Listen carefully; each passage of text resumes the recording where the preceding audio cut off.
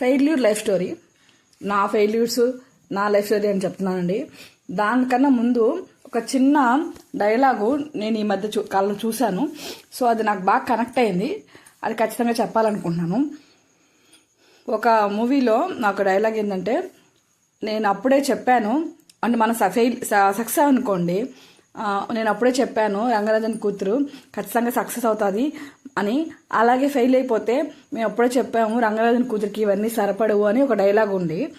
So అదైతే నాకు బాగా కనెక్ట్ అయిందండి. నిజంగా మనం ఏం చేసినా సక్సెస్ అయితే మాత్రం అందరూ ఆటోమేటిక్గా మేము అప్పుడే చెప్పాము అమ్మాయి సక్సెస్ అవుతుంది మాకు తెలుసు చాలా తెలివైంది అని చెప్తారు. అలాగే మనం కానీ ఎంత కష్టపడినా సరే ఫెయిల్ అవుతూనే ఉన్నాం అనుకోండి, అదే సొసైటీలో మన చుట్టూ ఉన్న మన వాళ్ళైనా సరే బయట వాళ్ళైనా సరే వెంటనే మేము చెప్తానే ఉన్నాము అయినా వినకుండా అది తెలివితో చేసుకుంది. సో ఎంత చెప్పినా వినలేదు, అందుకే ఫెయిల్ అయిపోతానే ఉంది, ఫెయిల్ అయిపోయింది కూడా. సో వాటెవర్ మేబీ అలాంటి సిచ్యువేషన్సే నేను చాలా ఫేస్ చేశాను, చేస్తున్నాను కూడా.